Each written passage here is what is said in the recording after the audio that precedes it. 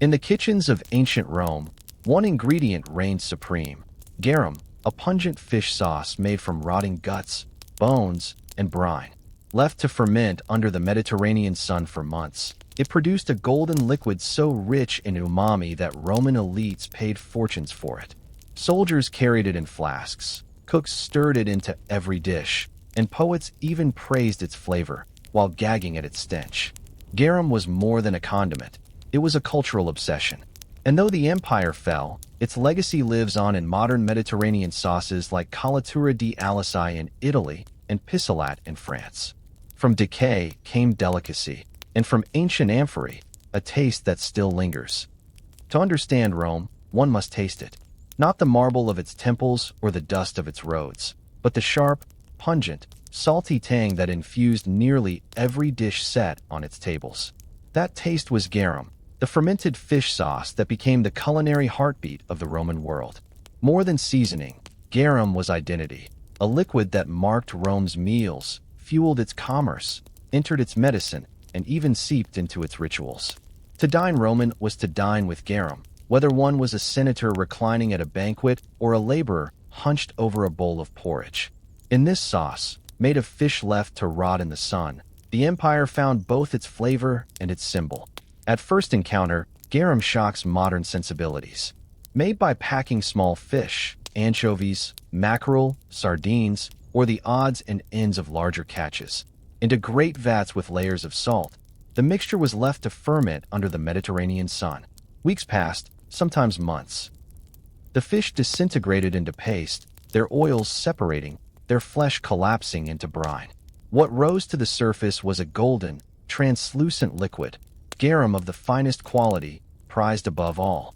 Below it lay murkier layers, coarser and cheaper, called liquamen or alec. To Roman palates, however, the result was not foul but divine.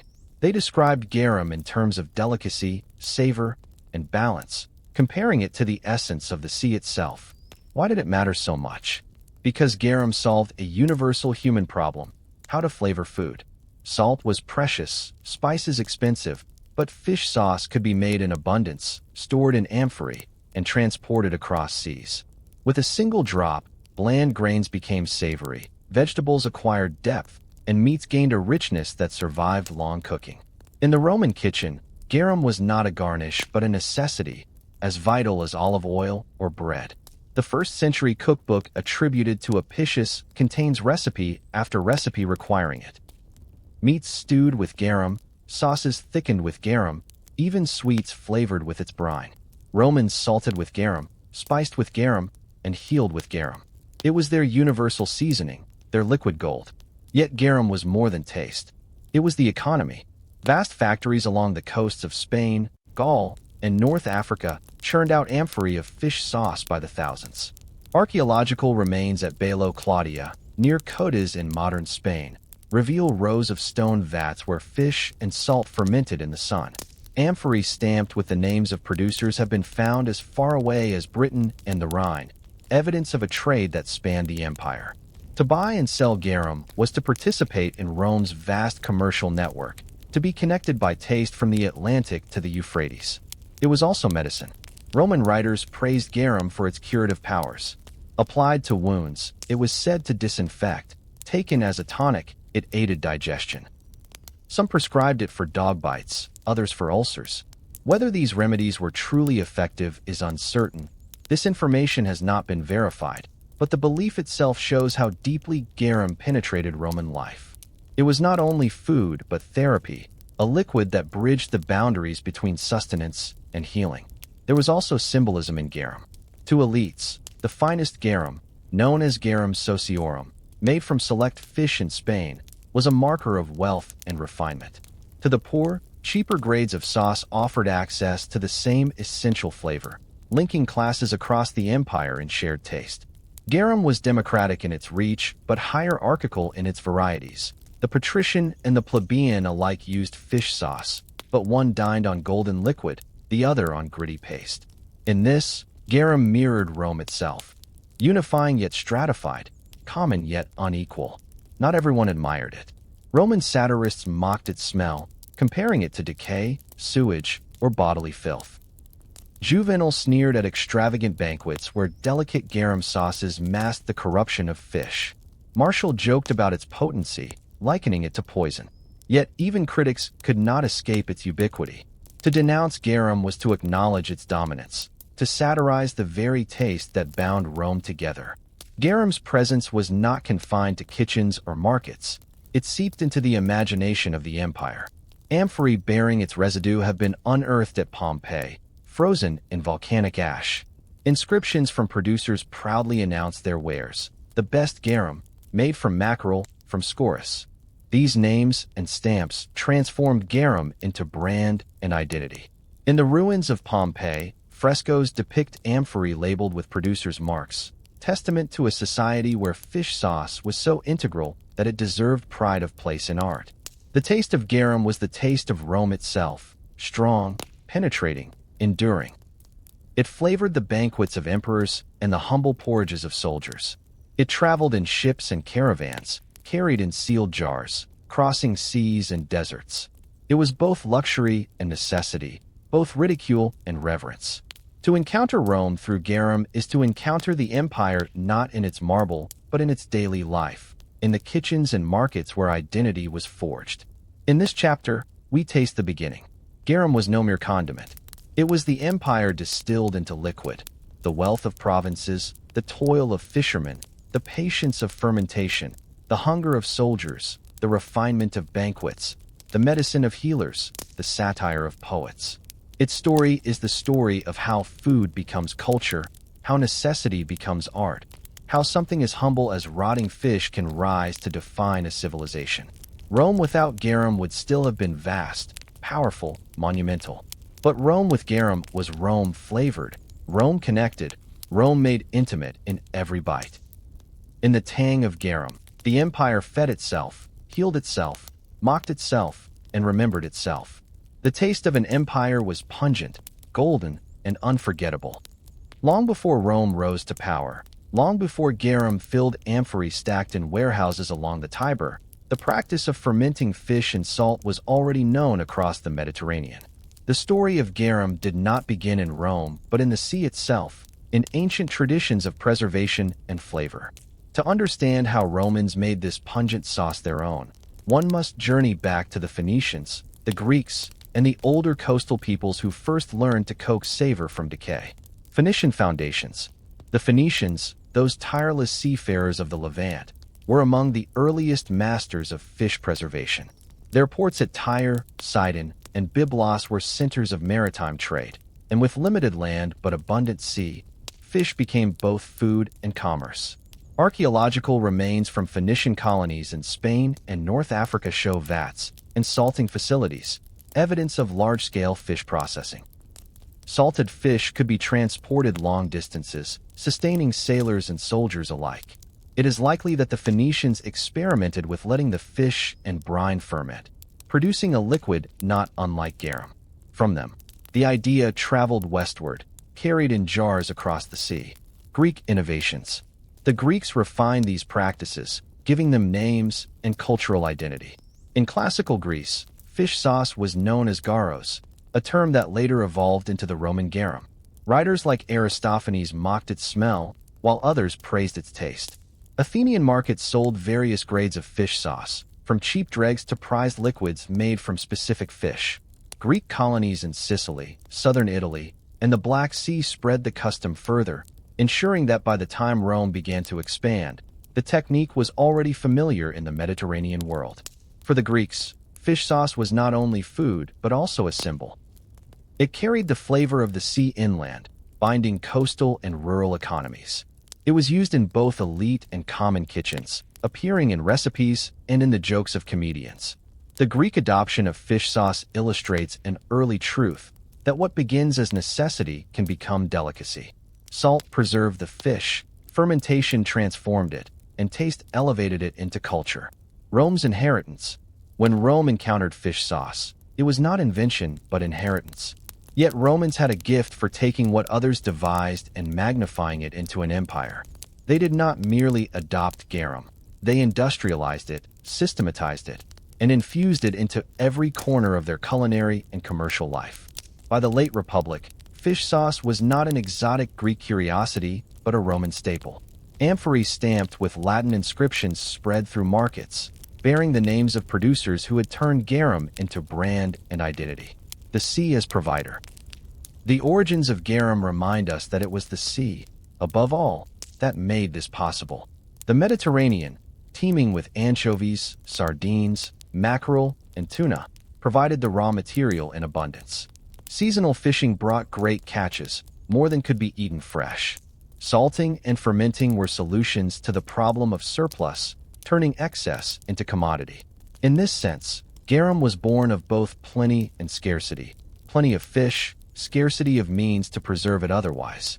It was the genius of ancient peoples to harness time, salt, and sun to turn fish into liquid flavor. Cultural crosscurrents. Garum's pre-Roman history also shows how cultures blended around the sea. Phoenician traders carried salted fish techniques westward. Greek settlers refined and named them. Carthaginians built coastal factories in North Africa. Iberian tribes contributed local practices in Spain. By the time Rome conquered these regions, it inherited not just land, but a living tradition of fish sauce. In Spain, especially in Baetica, Romans found thriving industries that they expanded massively. The empire's liquid gold was therefore not purely Roman in origin, but the culmination of centuries of Mediterranean innovation. From margins to center. In early Rome, fish sauce may have been a marginal taste, associated with Greek influence and coastal diets. But as Rome grew into a Mediterranean power, it became central. By the 1st century CE, garum was ubiquitous, woven into recipes from Apicius to humble kitchens. Its foreign roots were forgotten, its Greek name Latinized, its Phoenician antecedents erased. Rome, as always, was absorbed and transformed.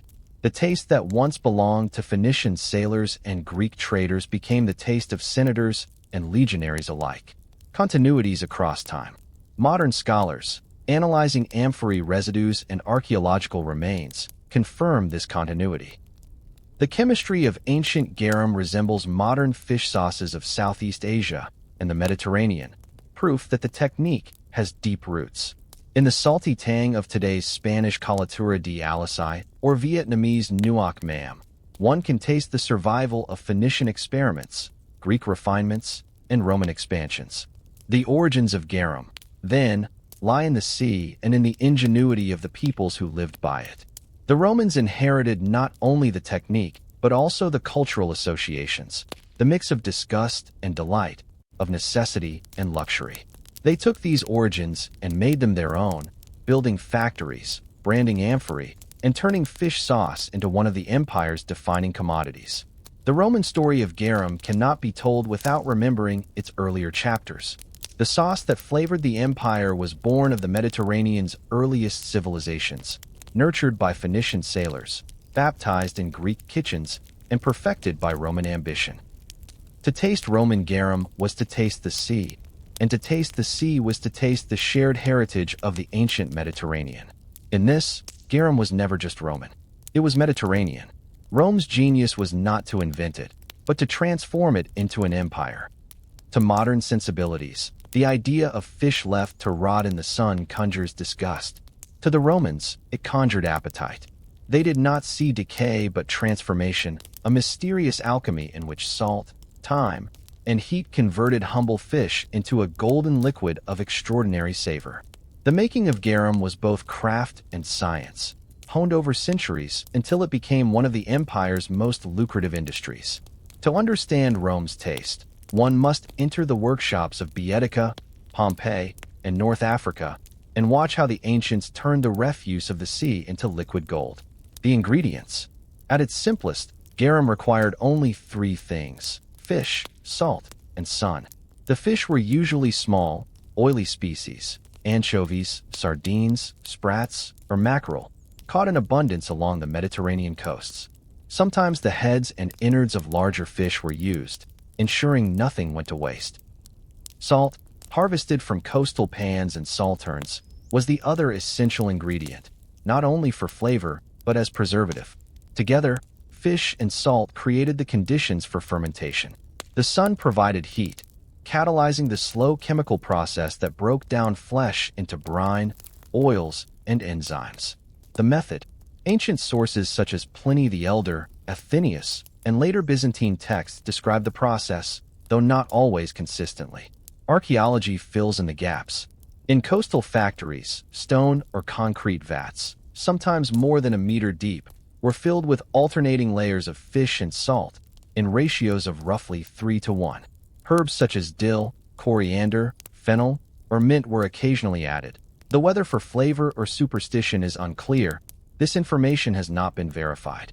The mixture was left uncovered in the sun for weeks, sometimes months. During this time, the fish disintegrated. Enzymes from the viscera broke down proteins into amino acids, producing the savory, umami-rich liquid that made garum so prized. At intervals, the liquid was stirred or pressed. Slowly, a stratification occurred. At the top rose a clear, amber-colored fluid, the finest garum. Below it settled murkier liquid, often called liquamen.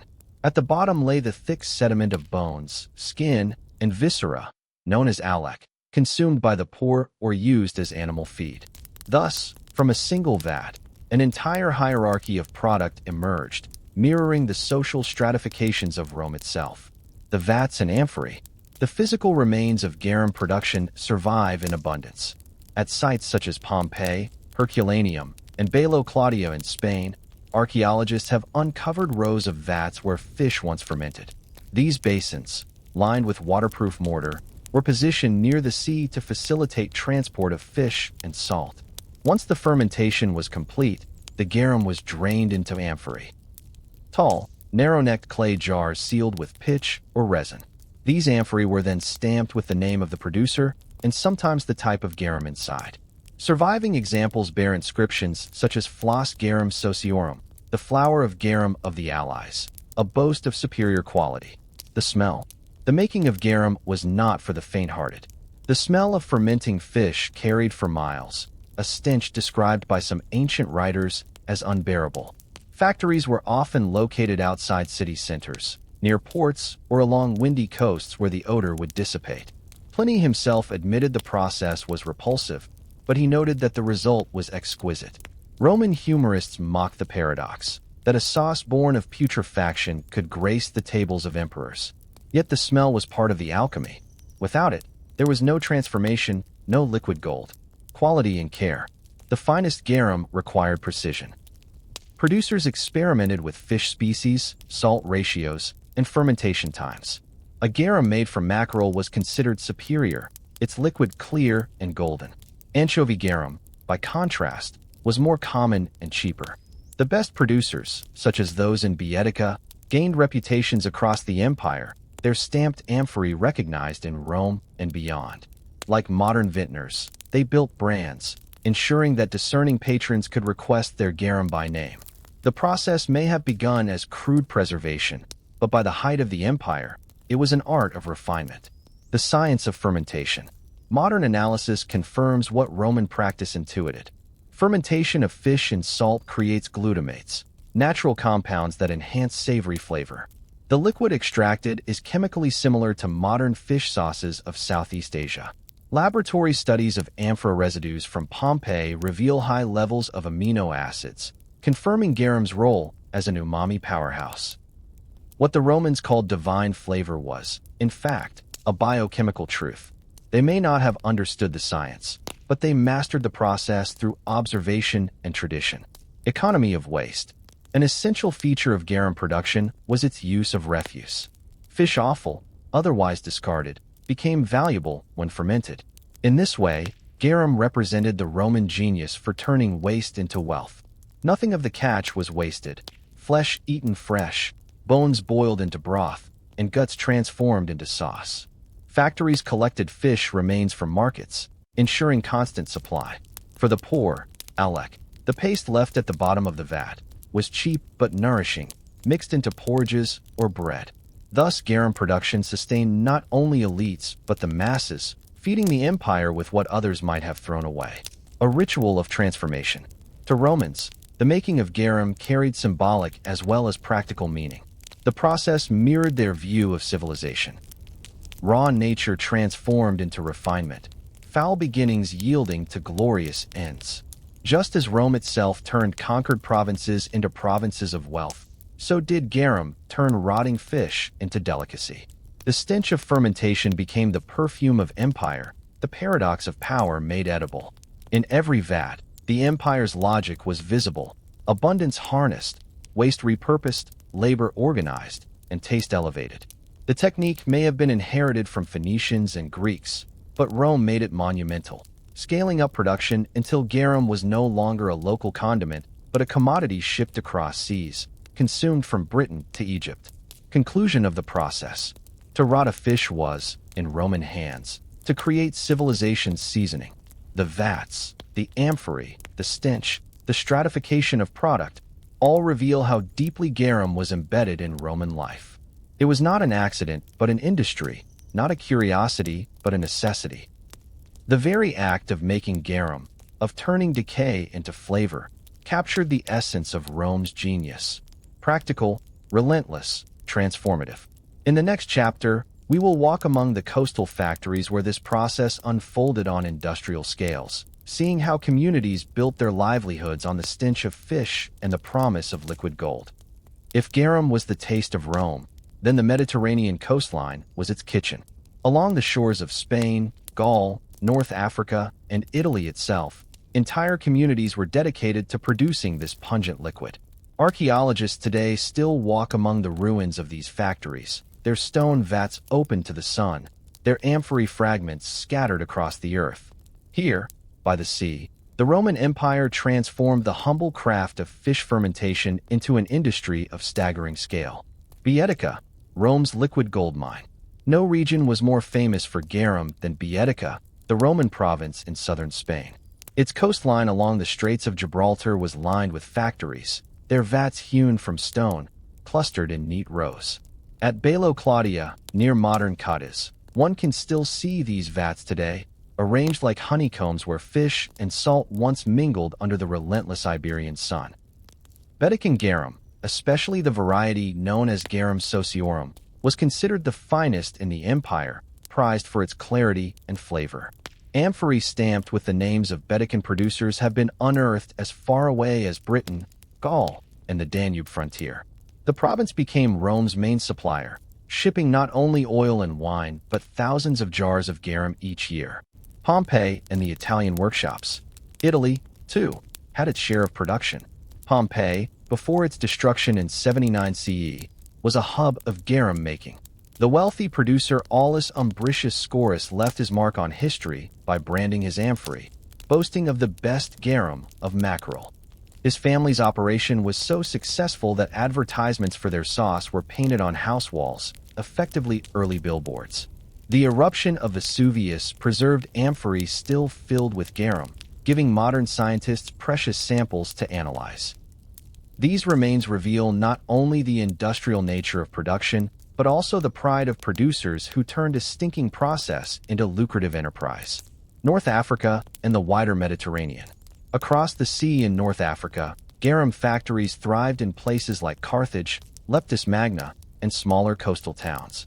The abundance of fish in these waters, combined with vast salterns, made the region ideal for production. North African garum, like its Spanish counterpart, traveled in stamped amphorae along trade routes that reached the furthest provinces. Other regions joined the industry too. Gaul, particularly Narbonne and Marseille, produced sauces for local consumption. Crete and Cyprus exported to the east. Even Britain and the Black Sea coast show traces of garum production, though on smaller scales. Everywhere the sea met salt, the empire built vats, proving that garum was not a local delicacy, but a Mediterranean staple. Factories as communities. These factories were more than industrial sites. They were communities. Workers hauled fish from boats, gutted them, layered them with salt, and stirred vats under the hot sun. Slaves and freedmen often provided the labor, their lives bound to the rhythms of the sea and fermentation. The stench that repelled outsiders became their livelihood, the smell of survival and trade. Coastal towns grew around these factories, their economies sustained by the endless cycle of catching, salting, fermenting, and shipping. In some places, entire harbors were dedicated to the garum trade, with warehouses stacked high with amphorae awaiting transport. The industrial logic of Rome. What these factories reveal is Rome's genius for industrial logic. The empire did not invent fish sauce, but it scaled it up beyond precedent. By clustering vats, standardizing amphorae, stamping brands, and organizing distribution, Rome turned a craft into an industry. This industrialization ensured not only a steady supply for local markets, but also a surplus for export. In effect, garum became part of Rome's global trade network, its production linking distant provinces to the appetites of the capital. The stench of wealth. Contemporary writers never failed to remark on the smell of these factories. Pliny noted that the stench of garum production was intolerable to those unused to it. Seneca mocked its luxury, pointing out the absurdity that rotten fish could fetch higher prices than perfumes. Yet the same smell that offended poets enriched producers. The wealth of men like Scaurus of Pompeii was built on vats that most Romans would never wish to visit. To own a garum factory was to embrace stink in exchange for fortune, a paradox typical of Roman pragmatism. Archaeological traces. The ruins of these factories speak volumes. At Bailo Claudia, vats up to 2 meters deep line the shoreline, still stained with salt and fish residue. At Pompeii, mosaics and wall paintings advertise garum brands, showing amphorae labeled with producers' marks. Amphorae fragments are scattered across the Mediterranean, their resin linings still faintly aromatic after 2 millennia. Residue analysis reveals high levels of amino acids, confirming the sauce's potency. Archaeology thus allows us not only to read about garum, but almost to smell it, to imagine the sight of fish guts simmering under the sun, the sound of waves beside the vats, the bustle of workers filling amphorae. A network of taste. Factories by the shore linked the empire in taste. A jar of Baedecan garum might season a banquet in Rome, a stew in Gaul, or a soldier's rations in Britain. The factories tied provinces together, turning local abundance into imperial unity. Just as Roman roads connected cities, so did garum amphorae connect kitchens. The taste of a fish caught in Cadiz could end up on the tongue of a senator in the Forum. In this way, garum was not just food but infrastructure, a network of vats, ships, and jars that made the empire edible. The human cost. Yet behind this wealth was labor. Slaves bore the brunt of the toil, standing in vats to mix fish and salt, hauling amphorae under brutal sun. Their names are lost, but their labor flavored the empire. The smell of garum was the smell of exploitation as much as taste. Factories remind us that empire was built not only on conquest, but on the invisible hands of workers who endured stench and hardship to produce Rome's delicacy. Factories as symbols. By the 1st century CE, garum factories had become symbols of Roman prosperity. They stood as markers of empire's reach, transforming coastal landscapes into industrial zones. Where once there had been fishing villages, now there were processing plants. Where once the sea had fed locals, now it fed Rome. These factories embodied the Roman will to organize, extract, and distribute, to turn nature into wealth, to make the sea itself serve the empire's appetite. The factories by the shore were the heart of garum's story. Without them, the sauce could not have reached the scale it did, nor could it have flavored an empire.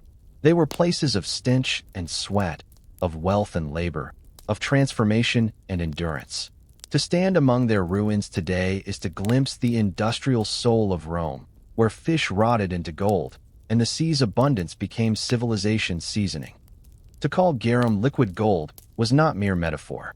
In the Roman world, this pungent sauce was wealth poured into amphorae, a commodity that crossed seas and deserts, linking far-flung provinces to the appetites of Rome. It was both a staple and a luxury, common enough to appear in every kitchen yet refined enough to command staggering prices. Garum's ubiquity and versatility turned it into one of the most profitable trades of the empire, proof that taste could be as valuable as silver or oil. Amphorae and branding. The commerce of garum began with amphorae, the clay jars that carried the sauce from factory to market.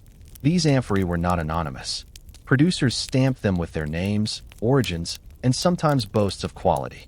At Pompeii, amphorae from Aulus Umbricius Scaurus proudly bore inscriptions such as Flos Garum Sociorum, the flower of garum of the Allies. Such branding was more than marketing, it was reputation. A stamp assured buyers that what sloshed inside was not a cheap liquamen but premium garum, golden and clear.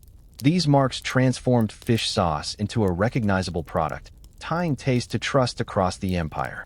Trade routes across the sea.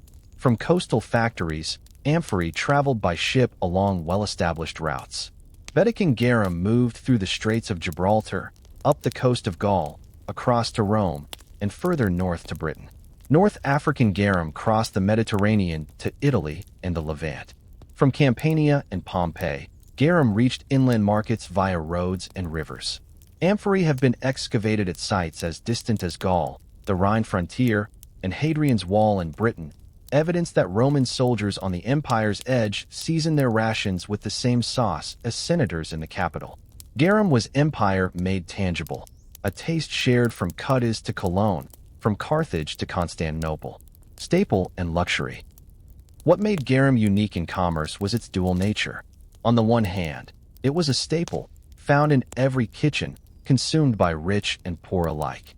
The poor bought cheaper grades, such as liquamen or the gritty paste alec, made from the dregs of fermentation. These were affordable and nourishing, stretching meager diets. On the other hand, the finest garum, clear, golden, made from select fish, was a luxury commanding exorbitant prices. Seneca, always disdainful of extravagance, complained that a small flask of premium garum cost more than whole casks of good wine. This tiered economy made garum a product of both universality and distinction, reinforcing Roman social hierarchies even as it united them in flavor. Garum as currency. In some cases, garum functioned almost like currency. Amphorae were exchanged in trade agreements, offered as diplomatic gifts, or used in payment for debts. Its high value and long shelf life made it ideal for exchange. Merchants profited not only from sales but also from speculation, hoarding amphorae until demand peaked. In this way, garum participated in Rome's broader economy of luxury goods, alongside spices, silks, and perfumes. Yet unlike those rarities, it was also indispensable, ensuring constant demand. Rome's appetite. Rome itself was the heart of consumption. With over 1 million inhabitants at its height, the city required enormous quantities of food and flavoring. Garum, lightweight compared to grain or oil, could be shipped in great volume, supplying markets, taverns, and kitchens across the city. Street vendors sold cheap versions to the poor. Elite households ordered premium grades for banquets. The appetite of the capital drove the industry, ensuring that amphorae from Baetica, Africa, and Campania poured endlessly into Roman harbors. The phrase, "all roads lead to Rome," applied not only to people and power but to taste.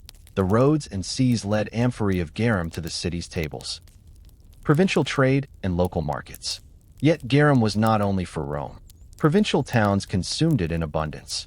In Gaul, amphorae stamped with Vatican marks have been found in small villages, evidence that even rural households had access to imported fish sauce. Local production often supplemented imports, with smaller factories supplying regional demand. In Britain, amphorae fragments suggest that soldiers stationed on the damp northern frontiers still seasoned their food with Mediterranean flavor, linking them to a wider world even in isolation. Garum and social aspiration. For elites, garum was more than seasoning. It was a marker of status. To serve the finest garum at a banquet was to display wealth and refinement. Just as today wines are judged by vineyard and year, Romans judged garum by origin and producer. The amphorous stamp carried prestige, its provenance as important as its taste. In this way, garum became a medium of social aspiration, a way to distinguish banquets of luxury from meals of necessity. Yet the poor, too, shared in its flavor, consuming cheaper versions that still offered savor. Garum united Rome across class even as it reinforced distinctions within it. Criticism and mockery. Its economic success invited satire. Writers like Martial joked about the absurdity of paying more for rotten fish juice than for fine perfumes. Seneca sneered at those who squandered fortunes on sauces while neglecting virtue. Yet the very presence of such mockery proves garum's dominance. To criticize it was to acknowledge its place at the center of Roman taste and commerce. The wealthy might be ridiculed for excess, but the sauce itself was never displaced. The scale of trade. Archaeology underscores the scale. Amphorae-bearing garum residues have been found across thousands of sites, their distribution maps overlapping perfectly with the empire's reach. At Monte Testaccio in Rome, the great hill of broken amphorae, fragments of garum jars lie among those that once carried oil and wine. Their sheer numbers testify to industrial volumes. Garum was not niche, but mainstream, one of the empire's great traded goods, moving alongside grain, oil, and wine as part of the triad that sustained Roman life. Liquid gold defined. Why call it liquid gold? Not only for its value, but for its paradox. Like gold, it was precious, desired, hoarded. Like gold, it was universal, circulating across the empire as both commodity and symbol. But unlike gold, it came from the refuse of the sea, transformed by salt and sun into luxury. It was wealth distilled from waste, profit made from rot, civilization's flavor drawn from decay. The Romans reveled in this paradox, embracing it as emblematic of their power to turn nature into culture, abundance into empire.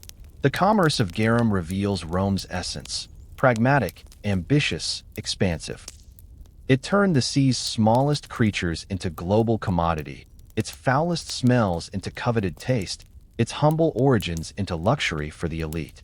Amphora by amphora, jar by jar, garum connected provinces, flavored banquets, enriched merchants, and defined Roman cuisine. It was, quite literally, the empire in liquid form. Roman society was built on hierarchy. From the emperor to the senator, from the soldier to the slave, every life was measured by its place in a ladder of privilege. Garum, though seemingly humble, mirrored this structure in liquid form. It was not one sauce, but many, stratified by quality, price, and prestige. To taste garum was to taste Rome's class system itself, distilled into grades of fish and brine. The finest, garum sociorum.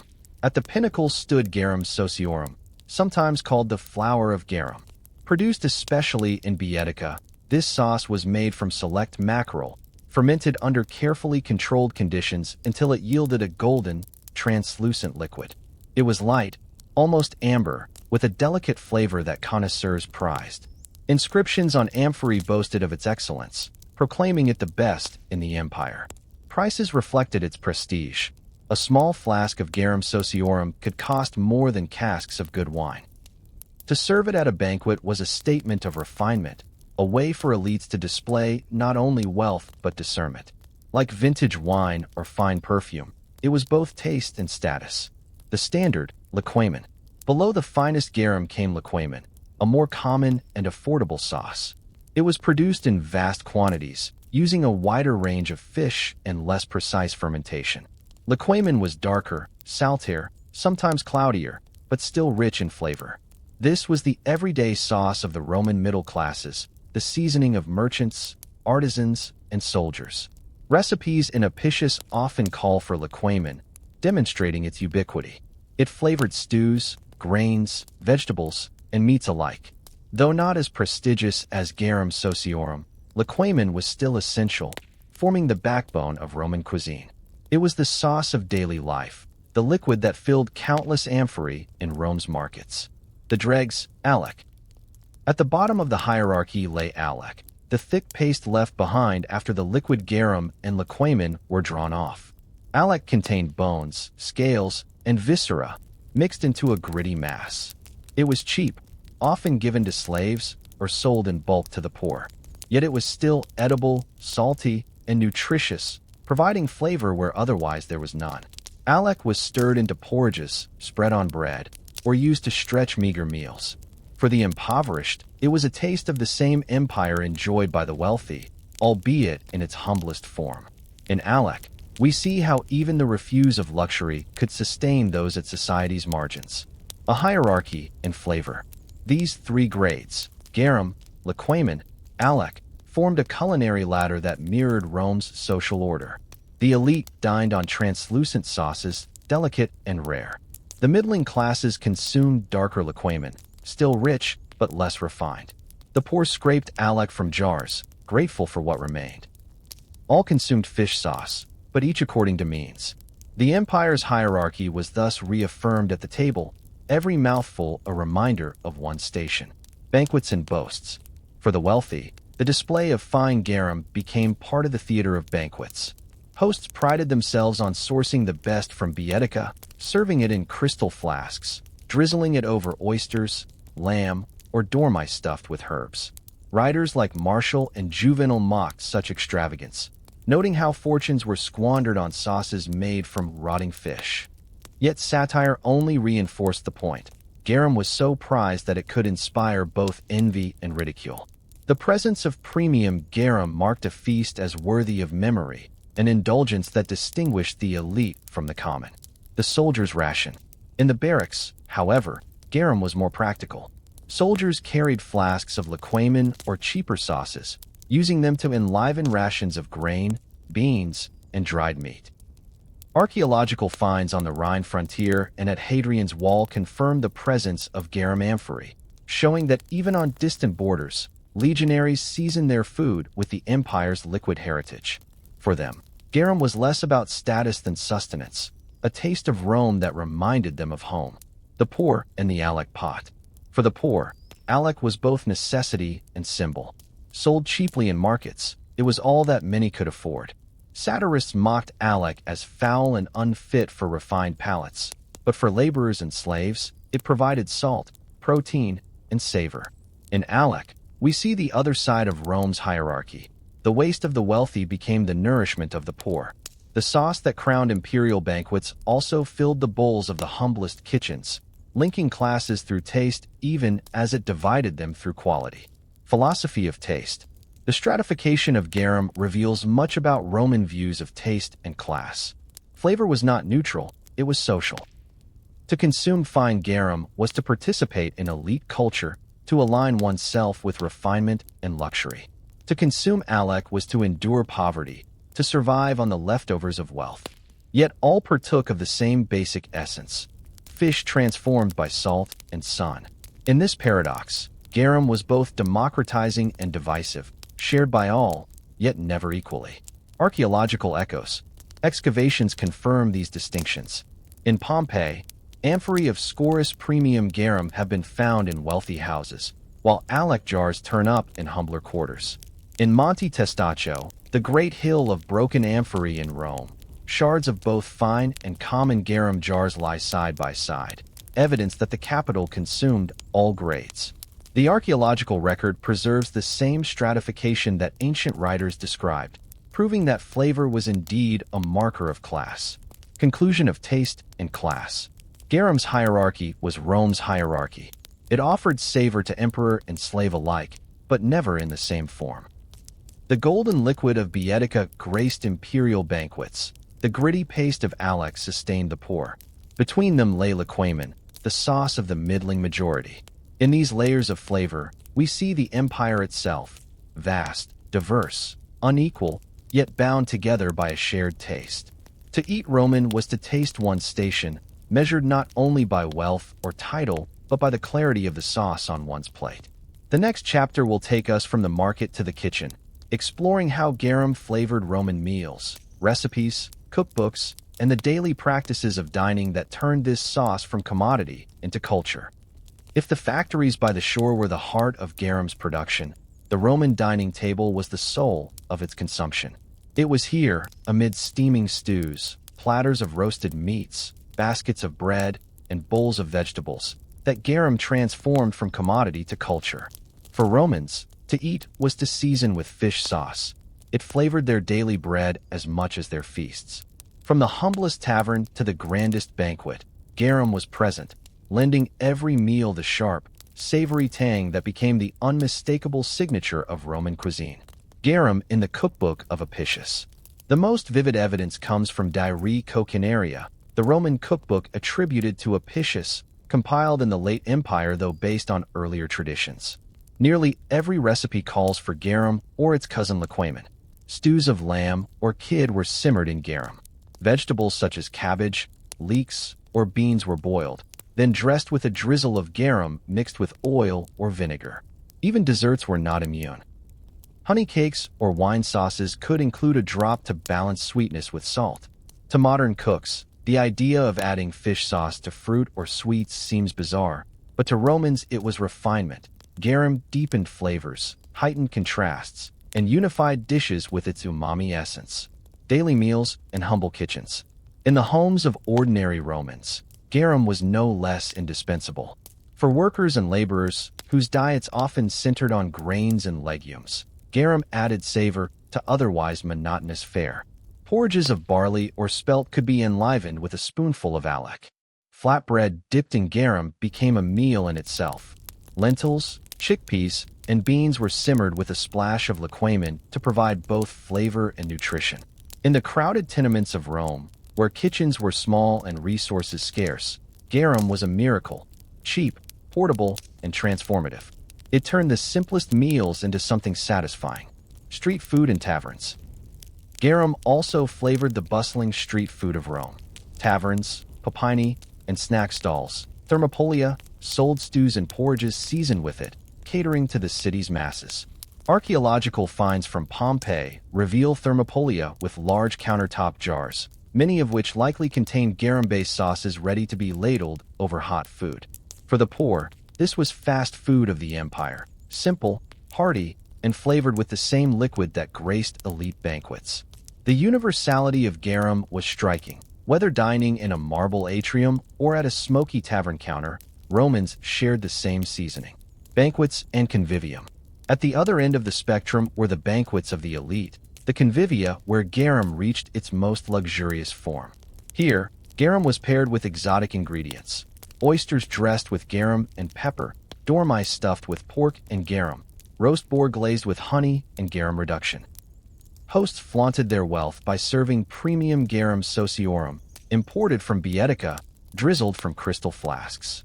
Guests reclined on couches, sampling dishes in which garum blended with spices from India, wine from Falernum, and honey from Sicily.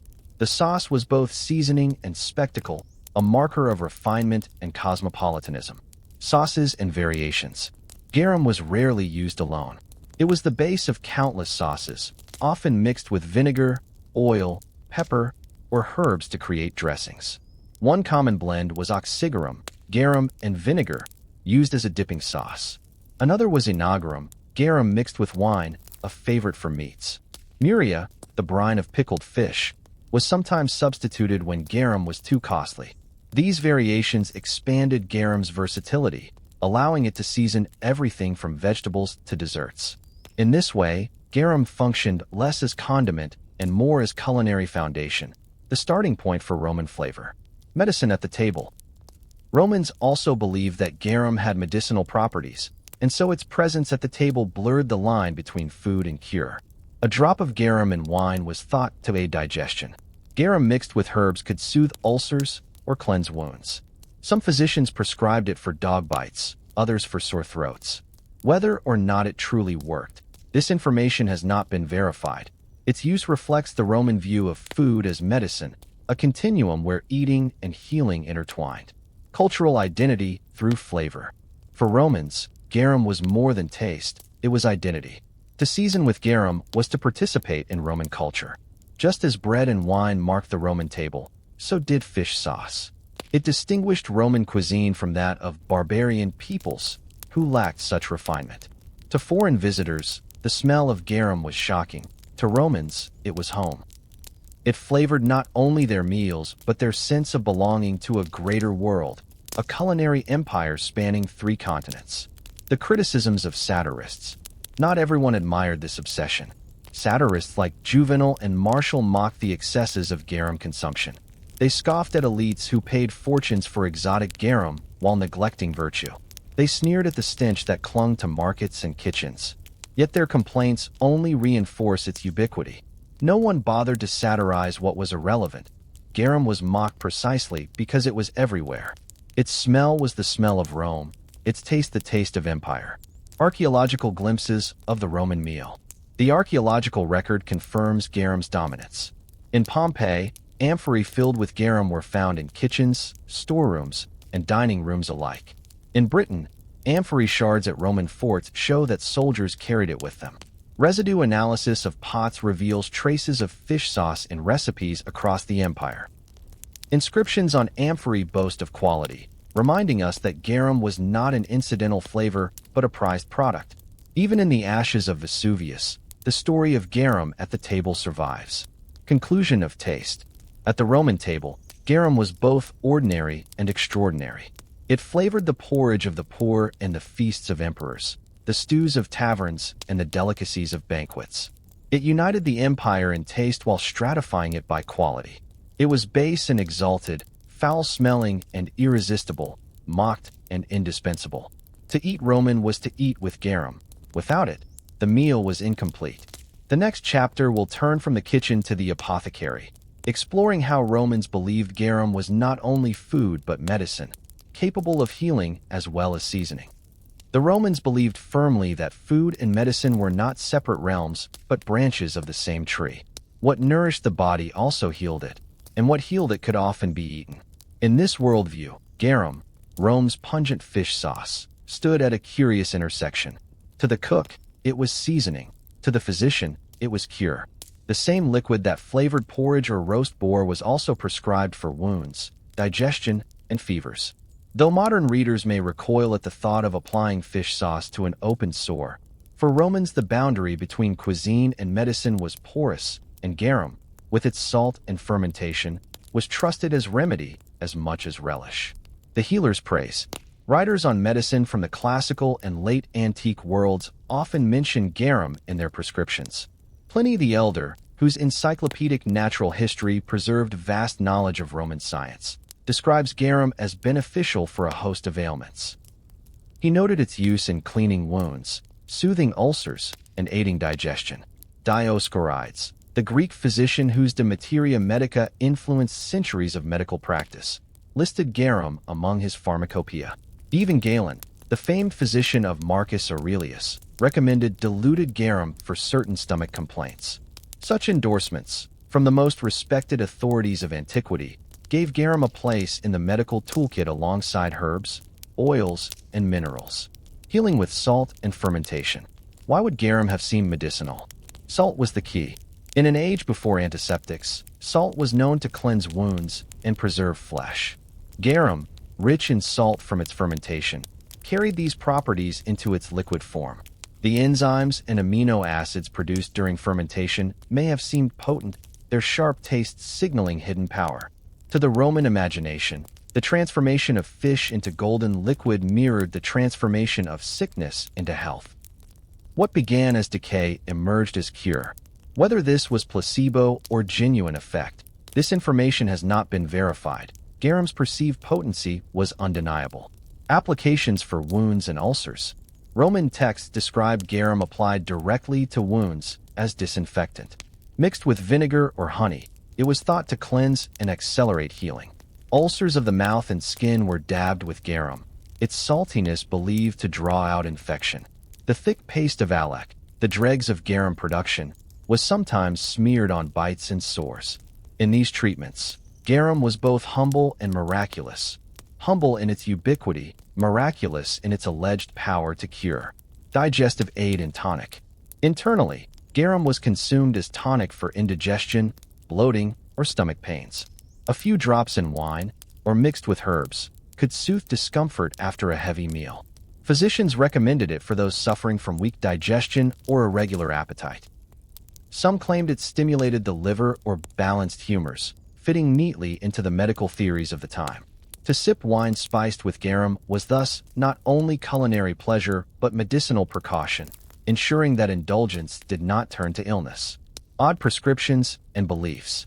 Roman medicine, blending rational observation with superstition, sometimes credited garum with unlikely powers. Pliny records its use against dog bites, though whether it truly cured rabies is doubtful. This information has not been verified. Others believed garum could treat fevers or act as aphrodisiac.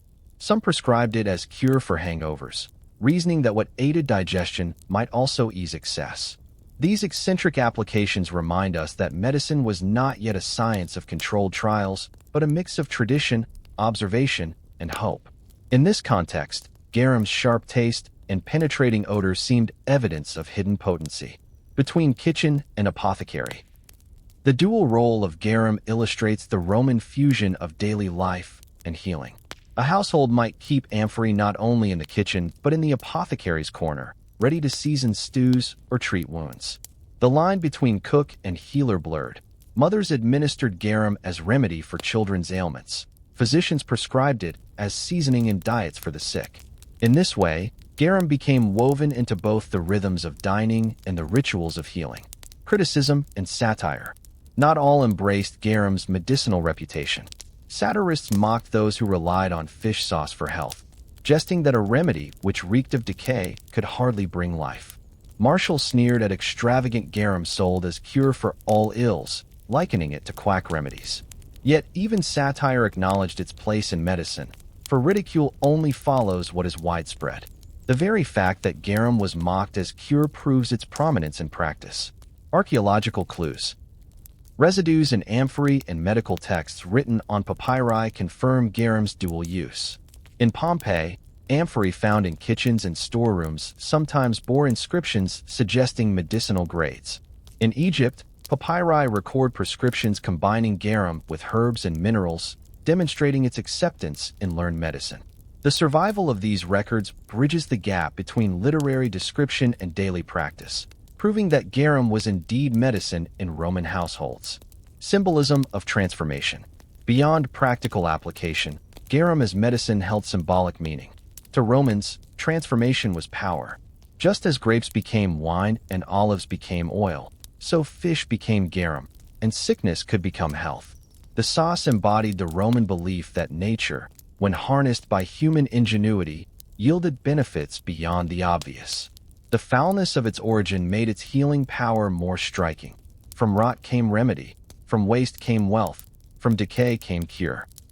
The blurred boundaries of Roman life. Garum's role in medicine underscores the blurred boundaries of Roman thought. Food, drink, and remedy were all part of the same continuum. To season with garum was to strengthen the body. To heal with garum was to trust the same forces that flavored a feast. In every amphora was not only taste but therapy, a reminder that Roman civilization thrived not on separating spheres of life, but on blending them. Conclusion of cure and cuisine. To the Romans, garum was not merely seasoning. It was medicine in a jar. It was drizzled over roast lamb and dabbed on wounds, mixed into lentil stews, and hung in apothecaries. It was both cure and condiment, proof of a worldview where taste and health were inseparable. Whether its medical powers were real or imagined, garum's reputation endured, enriching not only meals but hopes of healing. The next chapter will explore how garum entered another realm altogether, the sacred. Beyond kitchen and clinic, garum also found its way into offerings, rituals, and symbolic practices of Roman religion. In Rome, no aspect of daily life was wholly separate from the divine. Bread was blessed before it was broken, wine was poured in libation before it was drunk, and the hearth itself was sacred to the goddess Vesta. Food was not only sustenance, it was offering, symbol, and prayer. Garum, pungent and potent, belonged to this same continuum. Though born of rotting fish, it carried spiritual weight, moving from kitchens and markets into temples, rituals, and sacrifices. To understand the place of garum in Rome, one must follow it from the amphora to the altar, where the empire's most distinctive flavor became a language of devotion. Offerings at the hearth. In the household cults that formed the foundation of Roman religion, food was central. Families offered portions of meals to the Laras and Penates, the spirits of ancestors and the guardians of the home. Garum, being inseparable from food, naturally accompanied these offerings. A drizzle over bread left at the hearth, a splash poured into the fire, or a spoonful placed on the household altar would have been understood as sharing the essence of the meal with the divine.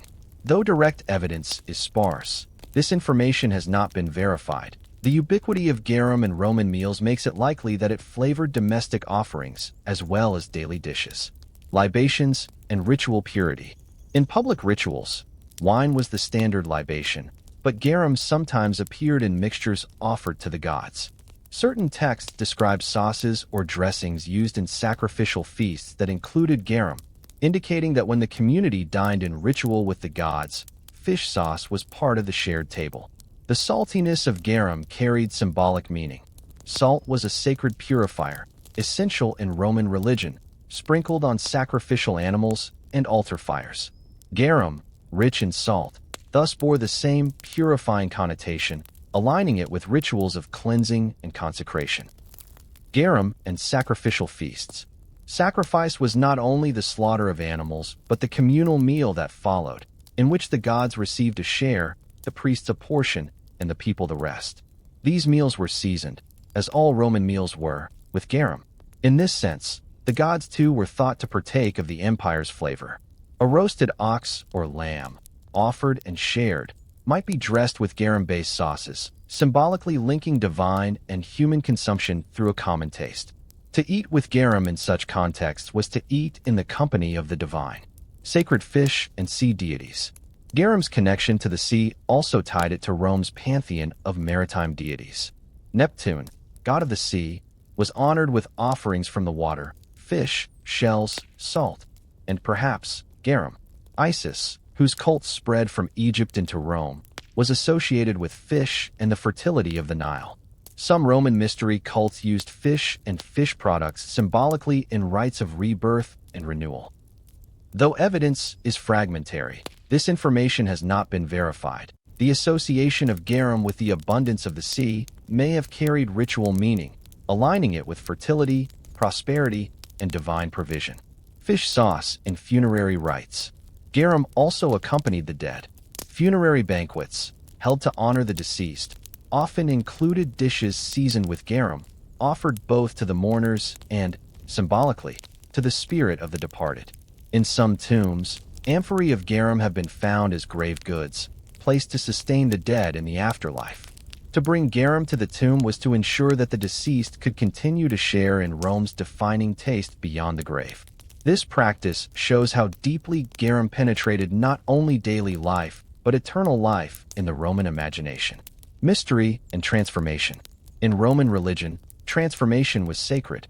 Wine transformed from grape, bread from grain, oil from olive. All were symbolic of divine power. Garum, born of fish dissolved by salt and sun, fit this pattern.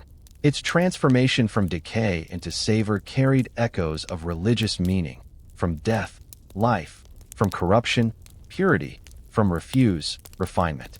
Some scholars suggest that this symbolism may have contributed to its ritual use, as Romans saw in garum a metaphor of renewal. Whether in household offerings or sacrificial feasts, garum's presence thus carried weight beyond taste, embodying the paradox of creation from corruption, skepticism, and satire. Yet not all Romans regarded garum as fitting for the sacred. Satirists like Juvenal mocked its use, sneering that the gods themselves must gag at such sauce. For critics, the stench of garum clashed with the solemnity of sacrifice. Still, the very act of mocking it shows that it was present enough in religious contexts to provoke reaction. The tension between reverence and ridicule defined garum's role in Roman culture. It was indispensable yet suspect, sacred yet profane, an offering that could inspire both devotion and disgust. Archaeological traces of ritual use. Archaeological evidence offers tantalizing glimpses. Amphorae inscribed with religious dedications have been found in temples and sanctuaries, suggesting that garum was donated alongside wine and oil. In some sanctuaries of Neptune and Venus, residues of fish sauce have been discovered, hinting at ritual offerings. At Pompeii, garum amphorae were uncovered in contexts associated with household shrines, reinforcing the idea that garum accompanied prayers as well as meals. These traces, while fragmentary, confirm that the empire's flavor also seasoned its faith. The sacred taste of Rome. The presence of garum in ritual underscores a broader truth. In Rome, food was never just food. Every taste carried meaning. Every meal was bound to the gods. Bread, wine, oil, and garum were the four pillars of the Roman table, and each was sacred in its own way. Garum may have smelled of rot, but it symbolized transformation, purification, and community. To pour garum as offering was to sanctify what was most Roman about Roman life. The blending of practicality and ritual, the marriage of taste and faith. Conclusion of the sacred sauce. Garum's journey to the altar reminds us that even the most unlikely substances can bear spiritual weight. In the hands of the Romans, a sauce born of rotting fish became not only flavor, but offering, not only commodity, but symbol. It seasoned sacrifices, accompanied funerary banquets, and linked sea and salt to gods and men alike. In this way, garum was not only the taste of empire, but the taste of faith, pungent and profound. The next chapter will explore how garum's overwhelming odor also made it a subject of scorn, mockery, and controversy. How Rome's most beloved sauce was also its most reviled, and how its stench haunted the empire as much as its savor sustained it. If garum was the taste of Rome, it was also its stench. For every amphora praised in inscriptions, for every banquet that boasted of garum sociorum, there were voices, loud, satirical, or disdainful, that denounced the sauce as foul, corrupt, even obscene. The paradox of garum lay in its dual identity: luxury and refuse, delicacy and decay, refinement and rot. To the Roman satirist, philosopher, or neighbor forced to live downwind of a garum factory, the empire's prized condiment was also its most pungent shame. Factories and their smell. The production of garum was an olfactory assault. Vats of fermenting fish guts, salted and left to stew under the Mediterranean sun, released a stench so powerful that writers described it as unbearable. Factories were often built outside city walls, especially in Boeotia, North Africa, and Campania, not only for access to the sea, but also to spare urban centers the reek. Yet the wind carried it inland, invading villages and fields. To some, the smell was the smell of prosperity. To others, it was the stink of empire itself, wealth extracted from rot. Seneca's disdain. The philosopher Seneca, always critical of luxury, saw in garum the epitome of Roman decadence.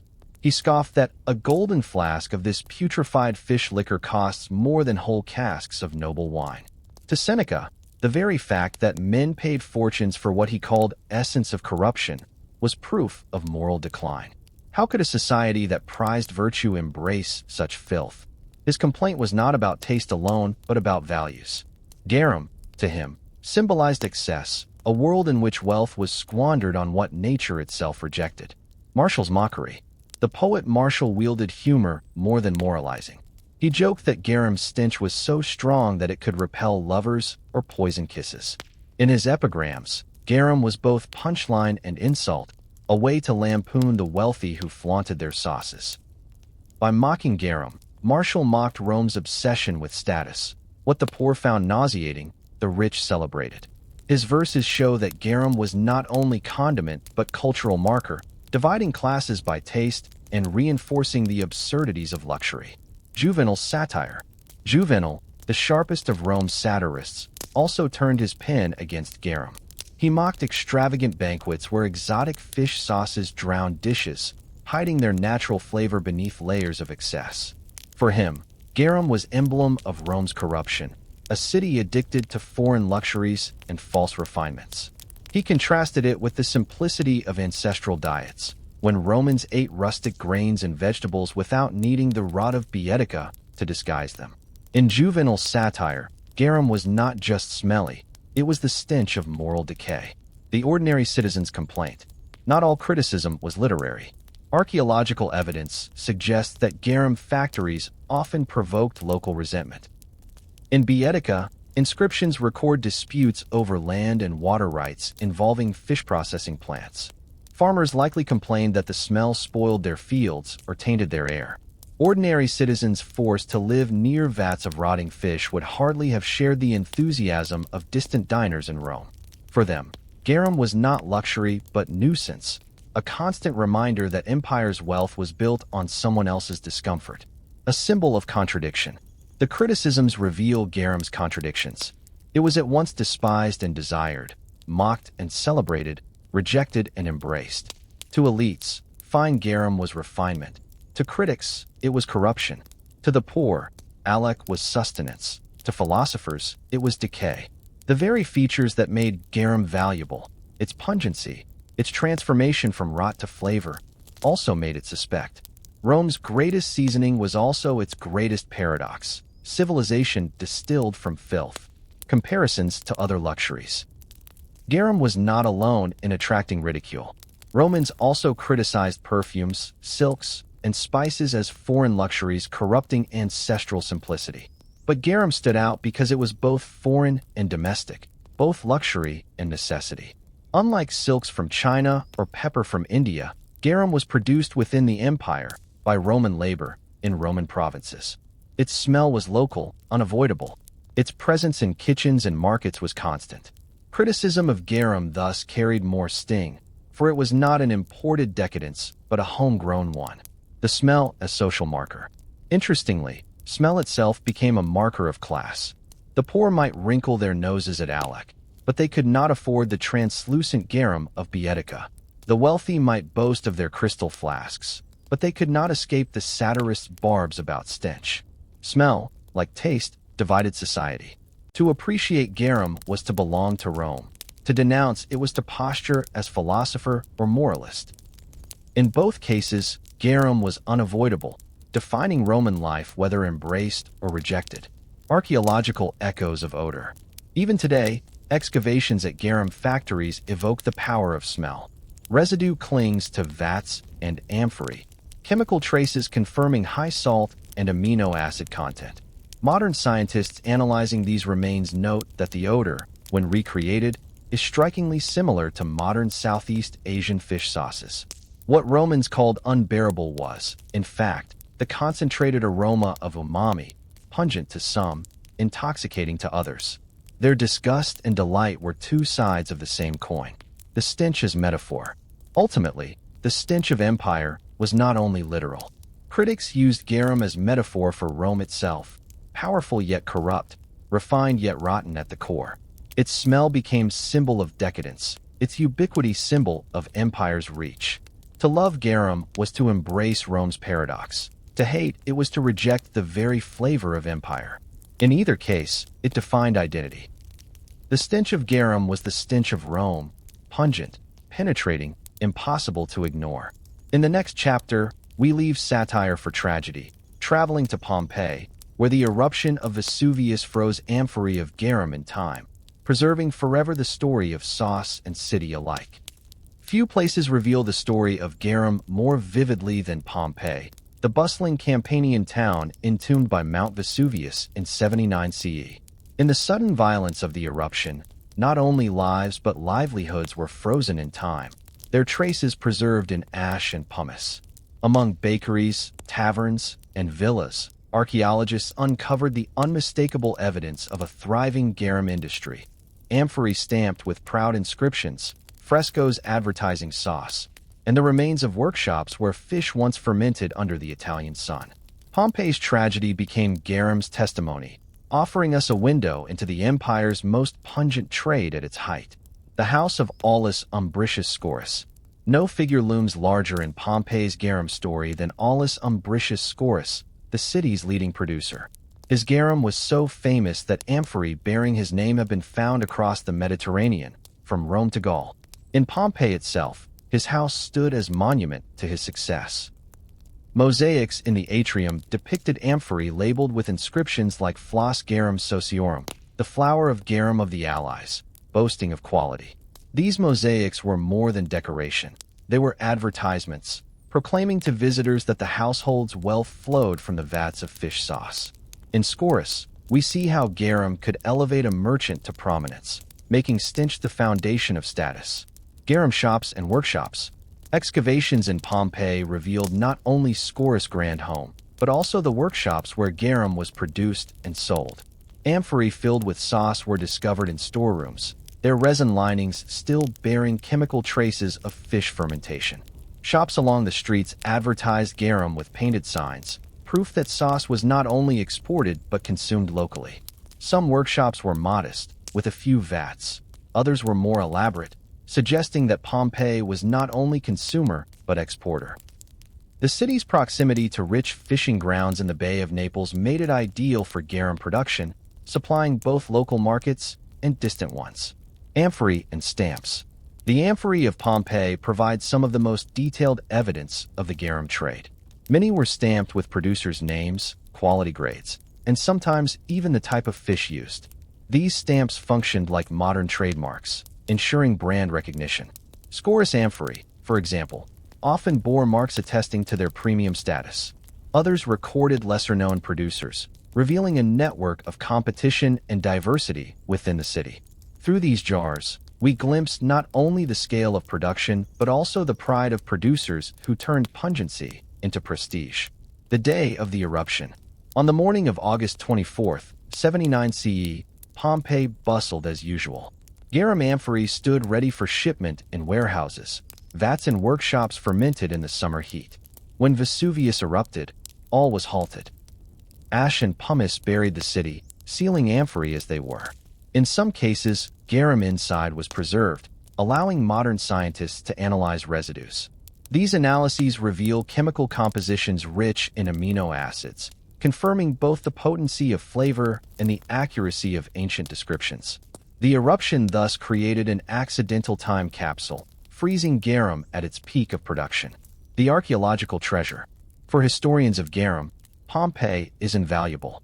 Nowhere else has yielded such abundance of evidence. Amphorae, mosaics, frescoes, inscriptions, even residues. The House of Scorus alone provides a case study of garum as both commerce and culture, linking workshop, brand, and household identity. The preserved amphorae allow modern science to reconstruct recipes, proving that Roman garum was chemically akin to modern fish sauces like nuoc mam or colatura dialysi. Without Pompeii, much of garum's story would remain speculative. With it, we can smell, taste, and almost touch the empire's most distinctive flavor. The human story. Behind these amphorae, however, were human lives. Workers who salted fish, stirred vats, and sealed jars would have perished alongside merchants and masters. The eruption erased their names, but their labor endures in every amphora stamped with pride. The tragedy of Pompeii reminds us that garum was not only commodity, but livelihood, binding communities to the rhythms of sea and market. The preserved amphorae are silent monuments to these lost lives, a reminder that empire's tastes were sustained by the toil of ordinary people. Garum in the aftermath. Ironically, the destruction of Pompeii also preserved the reputation of its garum. Because amphorae from the city survived intact, Scorus' brand endures in modern scholarship as one of the best documented. His name is still spoken today, 2 millennia later, because the eruption froze his advertisements and products. The ash that silenced Pompeii amplified garum's voice, making it echo across centuries. Symbolism of preservation. There is a poetic symmetry in the fact that garum, itself a product of preservation, was preserved by catastrophe. Fish fermented in salt and sun became liquid meant to endure long journeys. Amphorae buried by volcanic ash endured long centuries. What was made to last a season of trade lasted an eternity of memory. Pompeii's garum is thus both relic and metaphor. The taste of Rome fossilized in disaster, the empire's pungency trapped in time. The world beyond Pompeii. While Pompeii offers unparalleled evidence, it was not unique. Other Campanian towns like Herculaneum also produced garum, though on smaller scales. Baetica in Spain, as noted earlier, was the empire's great supplier. But Pompeii remains emblematic because of Vesuvius' preservation. Through its ruins, we see not only the mechanics of production, but the integration of garum into daily and elite life alike. It stands as case study for the entire empire, microcosm of a trade that spanned continents. Conclusion of catastrophe and continuity. The fall of Pompeii immortalized garum.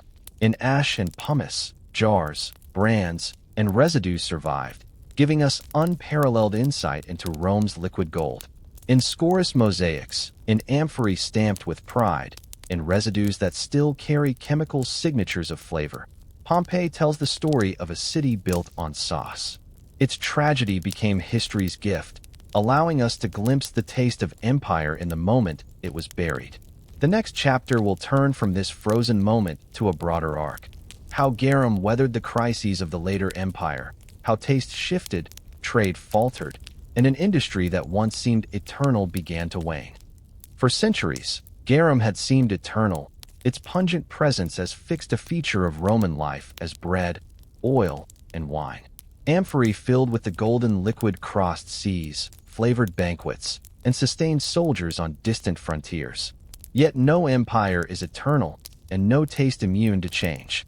As Rome entered its centuries of crisis and slow decline, Garum too began to waver. Political instability, disrupted trade, shifting tastes, and cultural transformations all conspired to weaken the dominance of the sauce that had once flavored an empire. By the twilight of Rome, the mighty garum industry had begun to crumble, leaving only traces of its former glory. The fragility of trade. Garum's prosperity depended on stability. Factories in Baetica, North Africa, and Campania thrived because ships could sail safely across the Mediterranean, guarded by Roman fleets. Roads carried amphory inland to markets, soldiers, and villas. But when the 3rd century brought political turmoil, barbarian incursions, and piracy, these networks faltered. Coastal factories were abandoned or reduced in output. Amphory became scarcer in archaeological layers after the mid-3rd century, especially in northern provinces. Without secure trade routes, garum could no longer flow freely from Spain to the Rhine or from Africa to Rome. The taste of empire began to fracture with the empire itself. The shifting economy. Economic crises also eroded garum's prominence. Inflation, debased coinage, and collapsing markets made luxury products harder to afford. The finest garum, once flaunted at elite banquets, became inaccessible to many. Even cheaper grades faced distribution problems as long-distance trade shrank. Local substitutes, simpler salted fish pastes or regional sauces, rose to replace imported garum. The very ubiquity that had once made garum indispensable now made it vulnerable. Without empire-wide infrastructure, its reach could not be sustained. Changes in taste. The decline was not only economic but cultural.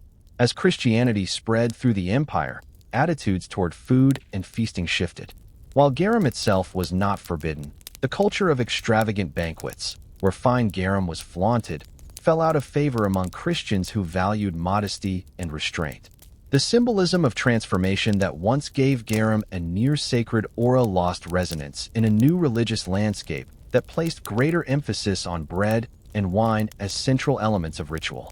Slowly, the pungent fish sauce that had seasoned both meals and offerings receded from the spiritual center of Roman life. Competition from other flavors. Other condiments also rose to prominence. Simple salted fish, vinegar-based sauces, and herbs gained favor as garum grew scarcer and more expensive. By the later empire, references to garum in texts became fewer. Apicius still recorded its use, but later cookbooks and medical treatises often replaced it with alternatives. Vinegar and oil, herbs and spices increasingly took its place as seasonings of choice. What had once been indispensable became optional, then exceptional. Archaeological silences. The decline of garum is visible in the archaeological record.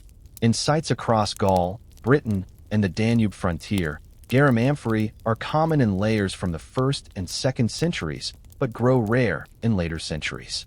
At Monte Testaccio in Rome, the great hill of broken amphorae, the proportion of fish sauce jars dwindles in later deposits compared to oil and wine. Factories along Spain's coast show signs of abandonment by the 4th century, their vats left to crumble, their workers gone. The silence of amphorae is as telling as their presence. Garum was no longer the empire's liquid gold. The end of Baetica's supremacy. Baetica, once the pride of garum production, suffered especially. The province faced invasions in the late empire, its coastal towns raided, its trade routes disrupted. The fine garum sociorum that once graced imperial tables became scarce, its brands fading from amphorae stamps. Without Rome's stability, Baetica could not sustain its industry. The prestige of Scaurus' successors vanished into history, remembered only in fragments and ruins. Christian Rome and culinary restraint. As Rome Christianized, tastes adapted to new ideals. Simplicity, fasting, and spiritual focus reshaped the diet. Lavish feasts seasoned with garum were replaced by plainer meals. Bread, wine, and oil retained central roles, but garum's pungency no longer fit the evolving sensibility of restraint. While not wholly abandoned, ordinary people still used cheaper sauces where available. The sauce lost its cultural prestige. Once the emblem of refinement, garum became merely one seasoning among many. Survival in the provinces. Garum did not vanish overnight. In some coastal areas, particularly in North Africa and the Eastern Mediterranean, fish sauces continued to be made and consumed into the Byzantine era. But these were often smaller, regional productions, lacking the industrial scale and empire-wide distribution of earlier centuries. In Spain and Gaul, production largely ceased as factories were abandoned. In North Africa, localized variations persisted, sometimes under new names. In the East, Byzantine texts mentioned fish-based condiments, but by then they were shadows of Rome's once mighty garum trade. Symbol of decline. To some later commentators, garum itself became symbol of Rome's decline. What had once been flaunted as luxury came to be remembered as excess. Christian writers sneered at the extravagance of feasts drowned in garum, contrasting it with the simplicity of Christian meals. The sauce became emblem of a decadent past, best left behind as the empire sought moral renewal. The stench once ridiculed in satire was now moralized into allegory, a cautionary tale of luxury's corruption. From central to peripheral, by the time Rome fell to the Goths in the 5th century, garum had already lost its central place. Other tastes had risen, other trade networks had taken precedence. It lingered in local traditions, but no longer defined Roman identity. What had once been the empire's seasoning of choice became memory, echo, survival in pockets rather than dominance across continents. Conclusion of crisis. The decline of garum was the decline of Rome itself. Its factories thrived on stability, its trade routes on security, its prestige on culture of banquets and luxury. When those foundations cracked, so too did the industry. Yet garum's story did not end. It shifted, transformed, awaiting rebirth in other times and places. From Rome's crisis emerged continuity in disguise, for fish sauces would live on in the Mediterranean and beyond, carrying forward a legacy long after the empire itself had fallen. The next chapter will trace this survival, exploring how garum's descendants persisted in Europe, North Africa, and even Asia, linking ancient Rome to modern kitchens. The fall of the Roman Empire did not erase garum. The factories may have closed, the amphorae may have grown scarce, but the taste that had defined Rome lingered. Like so many Roman institutions, garum did not vanish, it transformed. Across the Mediterranean and even beyond, fish sauces persisted under new names, adapted to new cultures, surviving in quiet continuity long after the empire's collapse. In every pungent drizzle of fermented anchovy brine in Italy, in every ladle of North African mori, in every splash of Southeast Asian nuoc mam, one can still taste the echo of Rome's garum, the memory of Rome's sauce. Medieval texts from Europe and the Byzantine world still speak of fish sauces reminiscent of garum. In the early Middle Ages, while much of Western Europe lost the large-scale production and trade networks that had sustained Rome, local fish condiments persisted. The continuity was strongest in coastal regions where fishing remained central to daily life. Here, simple methods of fermenting fish with salt endured, less refined and less industrial than Roman garum, but unmistakably its descendants. Byzantine garos and liquamen. In the Byzantine Empire, the eastern half of Rome that survived for centuries after the fall of the West, garum lingered under the Greek name garos. Byzantine cookbooks and medical texts continued to mention it, showing that the taste never disappeared from the eastern Mediterranean. References suggest that it was still used in sauces, stews, and cures, though perhaps less pervasively than in classical Rome. Its prominence waned, but its memory remained, a reminder of Rome's culinary legacy in a changing world. Mori in the Islamic world. In North Africa and the Middle East, the Roman tradition of fish-based sauces may have influenced Islamic culinary practices. One notable condiment, mori, was made not from fish but from fermented barley or bread, yet some scholars argue it was a cultural adaptation of garum's role.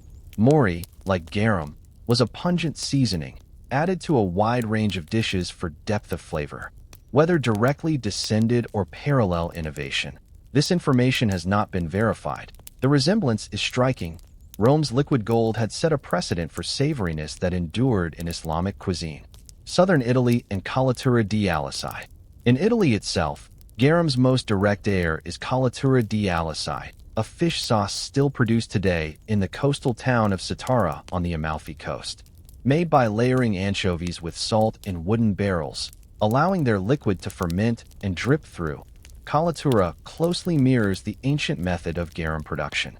Clear, amber, and intensely savory, it is used sparingly to season pasta, vegetables, and seafood. Local traditions claim continuity from Roman times, and whether or not this is strictly true, the resemblance is undeniable. Colatura is Rome's sauce reborn, surviving in one coastal enclave as living heritage. Spain and the legacy of Beatica.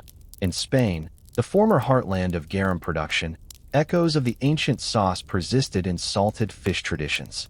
Anchovy pastes, sardine sauces, and regional condiments continued to be made, if not always under the name garum.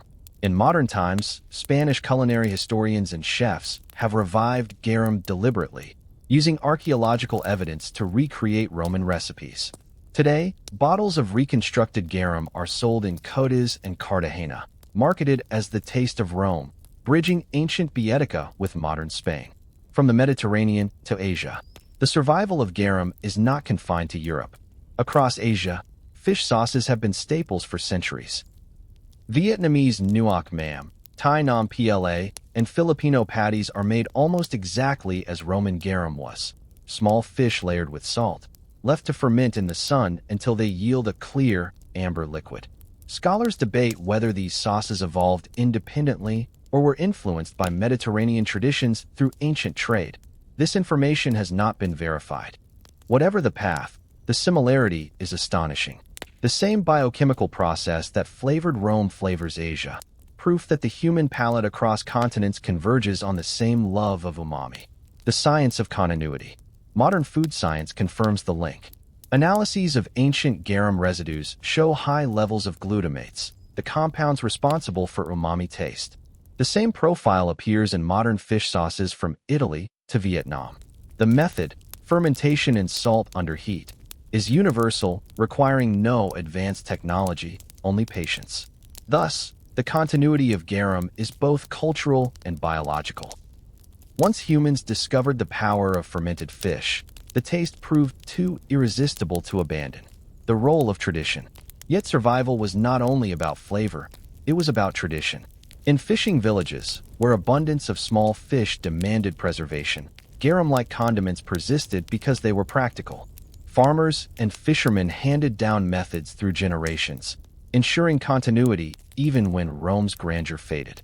In this way, garum survived not as imperial luxury, but as local custom, cherished not by emperors, but by villagers who saw in it the transformation of necessity into savor. The revival of garum. In recent decades, garum has undergone deliberate revival. Archaeologists, chefs, and food historians have reconstructed recipes based on amphora residues and ancient texts. Experimental vats in Spain, Italy, and France have recreated the sauce, yielding liquids remarkably similar to modern Southeast Asian fish sauces. These projects highlight the continuity of taste, showing that Rome's garum is not lost but alive, hidden in global cuisines, waiting to be recognized. The sauce that refused to die. Garum's survival and transformation reveal its resilience. Born in Phoenician and Greek fish sauces, magnified by Rome, nearly lost in the empire's fall, it lived on in Byzantium, in medieval villages, in Islamic condiments, in modern Italy and Spain, and in Asia's vibrant sauces. It refused to die because it answered a universal need, the craving for savor, the desire to elevate simple food into something profound. The forms changed, the names shifted, but the essence endured. Conclusion of transformation. Garum was never truly lost. It slipped from imperial banquets into village kitchens, from amphorae into barrels, from Rome into Satara, Cadiz, and Hanoi. Its pungent aroma, mocked by satirists and praised by gourmands, still lingers in kitchens today. To taste colatura di Alisai or nuoc mam is to taste Rome, though the empire is long gone.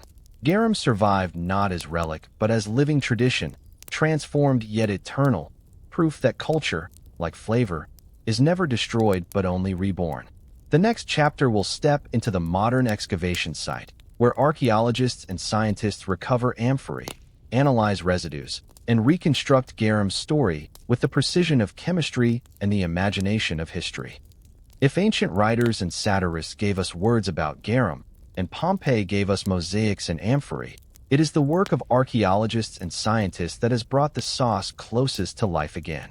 Over the past century, every amphora shard, every residue, every coastal vat uncovered has been a clue, pieced together to reconstruct not only how Garum was made, but also how it tasted, how it smelled, and how it traveled. Archaeologists of flavor, armed with trowels and microscopes, have turned Roman garbage heaps and seaside ruins into living laboratories of taste. Monte Testaccio, the Hill of Shards. One of the richest sources of evidence for Garum lies in an unlikely place, a mountain of broken pottery in Rome known as Monte Testaccio. Rising some 150 feet high and composed of millions of discarded amphorae, this artificial hill preserves the refuse of centuries of trade. Among the oil jars and wine containers are fragments stamped with inscriptions that once carried Garum. Chemical analysis of the residue absorbed into clay reveals amino acids characteristic of fermented fish. Here, in the rubbish of Rome, archaeologists taste the empire's appetite, reconstructing trade flows jar by jar. Factories unearthed. Excavations across Spain, Italy, and North Africa have uncovered the very vats where Garum fermented. At Belo Claudia in southern Spain, entire rows of stone tanks remain, their linings still showing traces of salt and fish oil. Similar vats have been discovered in Tunisia and Morocco, revealing the vast scale of North African production. At Pompeii, workshops with amphorae still stacked in storerooms testify to local industry. These ruins are silent yet eloquent, their very arrangement speaking of processes long vanished, but now reimagined by archaeologists walking among them. Stamps and branding. Amphorae stamps provide another layer of evidence.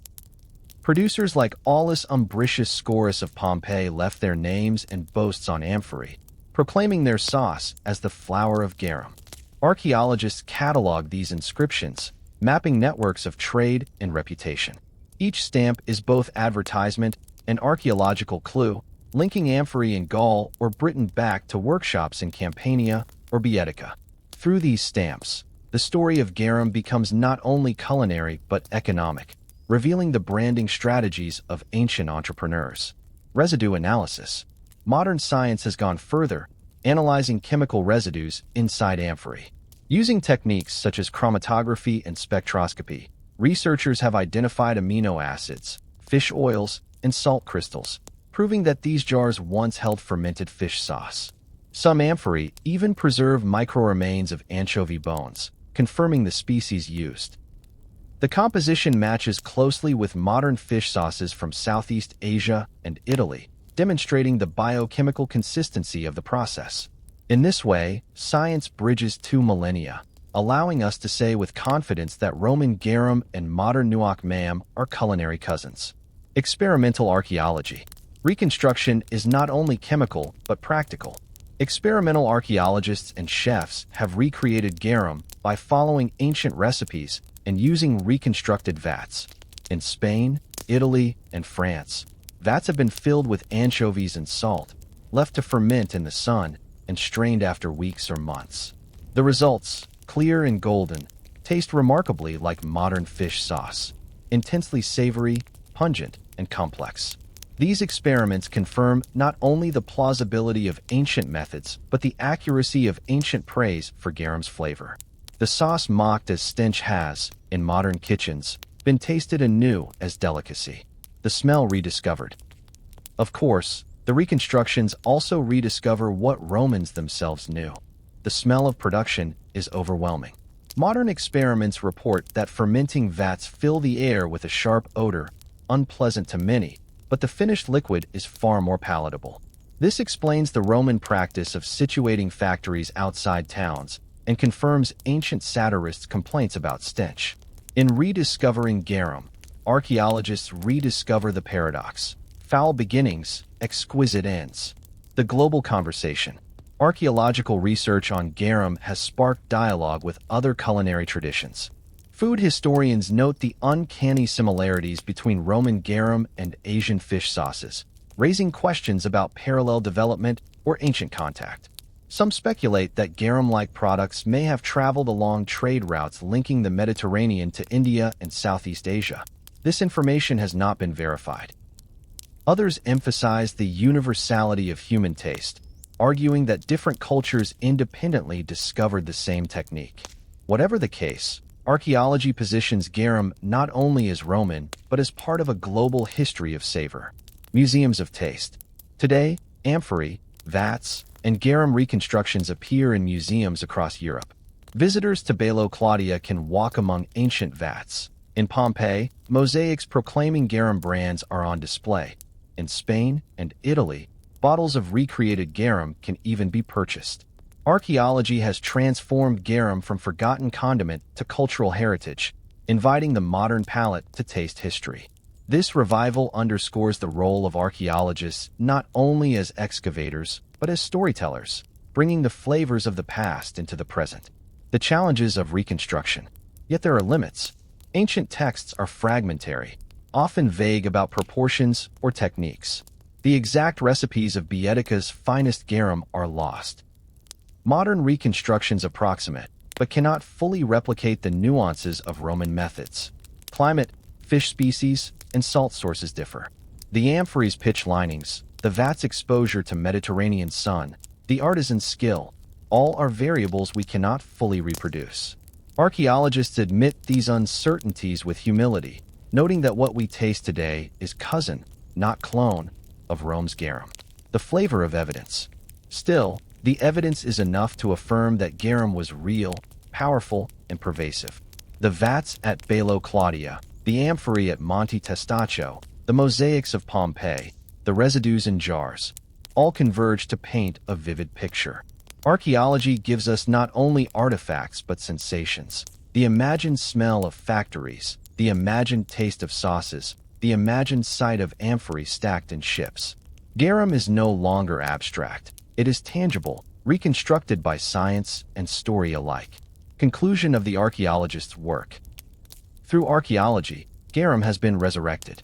The sauce that flavored Rome is no longer only in texts but in jars, vats, and reconstructions we can see, smell, and even taste. The archaeologists of flavor have turned ruin into recipe, fragment into feast. In their work, the empire's most pungent legacy lives again, not as ghost, but as experience. The next chapter will bring the story full circle, reflecting on garum's memory today, how chefs, historians, and ordinary people remember, revive, and reinterpret the taste of Rome in a world far removed from its amphorae and factories. To speak of garum today is to summon both fascination and recoil. It was Rome's most infamous condiment, mocked for its stench, praised for its savor, forgotten after the empire's fall, and then rediscovered by archaeologists and chefs alike. More than a sauce, it has become a symbol, a liquid memory of empire, still lingering in modern kitchens and imaginations. The memory of garum is layered like the sauce itself. Golden clarity at the top, cloudy sediment beneath, savor and stench inseparable. Culinary memory. Modern chefs and culinary historians have sought to revive garum, reconstructing it from ancient recipes and archaeological residues. In Spain, bottles of recreated Roman garum are sold in cuddies, marketed as a bridge between antiquity and today. In Italy, colatura di Alisai, the clear amber liquid made from anchovy fermentation on the Amalfi Coast, is celebrated as direct heir of Roman garum. Its taste is briny, pungent, and deeply savory. The same profile described by Pliny and Martial 2 millennia ago. To drizzle colatura over pasta is to taste continuity, a living tradition that carries Rome into the present. From ruins to restaurants. Restaurants across Europe now experiment with garum, crafting sauces inspired by ancient methods. Some chefs incorporate it into fine dining, pairing it with seafood, lamb, or vegetables much as Apicius once prescribed. Others use it as novelty, inviting diners to sample the taste of Rome in carefully measured drops. In these dishes, archaeology becomes cuisine, history becomes flavor. Garum, once buried in ash and satire, returns to the table, not as staple but as curiosity, an echo of empire savored for its story as much as its taste. Global echoes. Beyond Europe, Garum's spirit thrives in the ubiquitous fish sauces of Asia. Vietnamese nuoc mam, Thai nam pla, Filipino patties, all mirror Roman garum in method and taste. Whether by independent invention or ancient influence, this information has not been verified. These sauces show the universality of umami, the human desire to draw depth from the sea's abundance. When modern palates savor Asian fish sauce, they unknowingly taste a cousin of garum, proof that Rome's culinary instinct was not unique but shared across civilizations. The memory of garum thus extends beyond ruins, living wherever fish and salt ferment into gold. Garum in popular imagination. For the general public, garum often evokes the grotesque side of Roman life. Documentaries and novels linger on its stench, satirists are quoted for their barbs, and audiences marvel that emperors dined on rotting fish juice. Garum becomes shorthand for Roman decadence, a pungent emblem of excess and strangeness. Yet this fascination keeps the memory alive. To imagine Rome is to imagine its tastes as well as its triumphs, its kitchens as well as its Colosseum. Garum, foul and fascinating, embodies the paradox of empire, power built on the ordinary, luxury drawn from the lowly. A sauce as metaphor. Historians increasingly treat garum as metaphor. It represents the empire's genius for transformation, turning waste into wealth, decay into delicacy. It symbolizes Rome's reach, uniting provinces in shared flavor. It mirrors the empire's contradictions, elite and popular, despised and desired, essential and extravagant. Garum is not only memory of taste, but memory of Rome itself, pungent, layered, enduring. To study garum is to study the empire in microcosm, to see in a drop of sauce the dynamics of trade, class, culture, and power. The afterlife of stench and savor. Even in ridicule, garum persists. Modern readers chuckle at Martial's jokes or Seneca's disdain, marveling that Romans paid fortunes for what was essentially fermented fish guts. Yet the same readers sprinkle soy sauce on noodles or fish sauce into stir-fries, savoring the same umami the Romans loved. The line between disgust and delight is thin, shaped more by culture than chemistry. Garum's memory thus lives not only in museums or reconstructions, but in daily meals worldwide, disguised but omnipresent. The archaeological imagination. For archaeologists, garum remains one of the most evocative finds. Amphorae stamped with producer's marks, vats stained with residue, Monte Testaccio's hill of shards, all tell stories of trade and taste. The memory of garum is reconstructed in labs, where residues are analyzed for amino acids, and in kitchens, where experimental vats bubble under the sun. Archaeologists of flavor restore not just facts but sensations. The imagined smell of factories, the imagined taste of sauces, the imagined life of workers stirring vats. Through their work, garum lives again, pungent in the mind if not always on the tongue. Continuity and nostalgia. In the modern Mediterranean, garum's memory blends with nostalgia. Italian fishermen making colatura or Spanish artisans reviving ancient recipes see themselves as heirs of Rome. Tourists sample these sauces as edible time travel, savoring history in a spoonful. Chefs and historians alike present garum as bridge between past and present, a taste that binds us to ancestors across centuries. The nostalgia is not only culinary but cultural. To revive garum is to reconnect with Rome, to bring its daily life out of ruins and into kitchens once more. Conclusion of taste remembered. The memory of garum is pungent, persistent, paradoxical. It survives in sauces and stories, in ruins and recipes, in ridicule and reverence. It is Rome's flavor made eternal, carried not only in amphorae, but in imagination. More than marble or coin, more than law or legion, garum reminds us that civilizations are remembered through their tastes, as well as their triumphs. The empire may have fallen, but its sauce endures, transformed, revived, and savored still. The next and final section will reflect more broadly, drawing together garum's story as metaphor for Rome itself, its power to transform, its contradictions of luxury and rot, and its enduring influence on the world we inhabit today. In the end, the story of Garum is the story of Rome itself, practical and ambitious, paradoxical and enduring. Born of rotting fish, it rose to become the empire's most treasured seasoning. It flavored porridge in tenements and banquets in marble halls, crossed seas in amphories stamped with pride, and lingered in the mouths of senators, soldiers, and slaves alike. It was mocked as stench, praised as delicacy, condemned as decadence, and yet it persisted, indispensable, unforgettable, eternal in its reach. Garum was more than food. It was an industry that tied provinces to capital, transforming the abundance of Baetic seas or African coasts into wealth poured into Rome. It was medicine, drizzled on wounds and swallowed as tonic, blurring the line between cure and cuisine. It was ritual, offered at altars and funerary banquets, a symbol of transformation and renewal. It was culture, shaping taste, marking class, and binding communities. In every amphora of Garum, the empire's complexity was distilled: unity and division, stench and savor, necessity and luxury. Yet Garum also reveals the fragility of the empire. Its factories thrived on stability, its trade routes required peace, its prestige depended on a culture of banquets and display. When the empire faltered, so too did Garum. As trade routes fractured, as Christian ideals reshaped feasting, as local tastes shifted, the industry declined. By Rome's fall, Garum had already slipped from center to periphery. And yet, like Rome itself, it never truly died. It survived in Byzantium, in coastal traditions, in the echoes of colatura di Alisai in Italy, in Spanish anchovy sauces, in Asia's pungent fish condiments. What seemed lost was merely transformed. The paradox of Garum is its transformation of rot into refinement. It took refuse, the guts of fish, the stench of decay, and turned it into liquid gold. This transformation mirrors the empire's own genius. To take what was fragmented and forge it into whole, to extract wealth from waste, to impose order on chaos.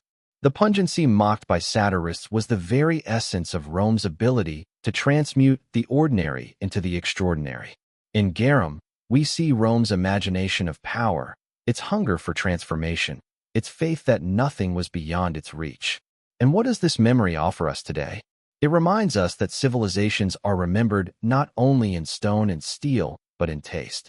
The Colosseum may crumble, but the savor of Garum lingers in every bottle of fish sauce poured over noodles, in every drizzle of colatura on pasta, in every briny drop that connects us to the sea. To eat is to remember, and in that remembrance, Rome lives on. The pungent, paradoxical sauce that flavored the empire still seasons our world, proof that human craving for savor, for depth, for transformation, is timeless.